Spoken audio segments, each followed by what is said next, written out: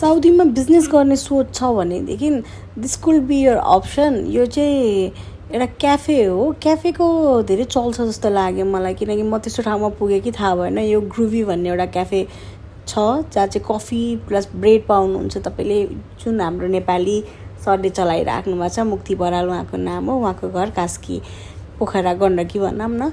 अनि यो वाला मात्रै होइन, हामी जति पनि भिजिट गऱ्यौँ सबै क्याफे एकदम फुल के। अब एक त टाइमिङ त्यस्तो भएर हो कि अथवा हामी चल्नीमा पुग्यौँ कि, त्यहाँ चाहिँ मैले नोटिस गरेको फुड कल्चर एकदम हाई के मान्छेहरूको। एकदम त्यहाँको लोकल सिटिजन पनि एकदमै धेरै भएर ठुलो छ नि त साउदी त।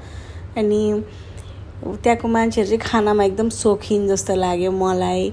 अनि स्पेसली एज अ क्याफेमा चाहिँ मान्छेहरू कहाँ जाऊँ त भन्दाखेरि यसो भर्खरको मान्छेहरूदेखि लिएर अलिकति ओल्ड एजको मान्छेहरू पनि होइन, सबै मिडल एजको मान्छे सबैजना क्याफेमा जाने कि कफीको लागि। कफी र ब्रेड चाहिँ त्यहाँको एकदम कमन चिज। हामी कहाँ जाने त अन्त चिया खान जाऊँ न भन्छौँ नि नेपाली कल्चरमा, नेपाली प्लेसमा। त्यस्तै त्यहाँ मैले एकदमै देखेको क्याफे र यो ब्रेड आइटमहरू, त्यसको चाहिँ भेराइटी राख्नु पऱ्यो तपाईँले, अलिकति युनिकनेस निकाल्न पऱ्यो अरूभन्दा।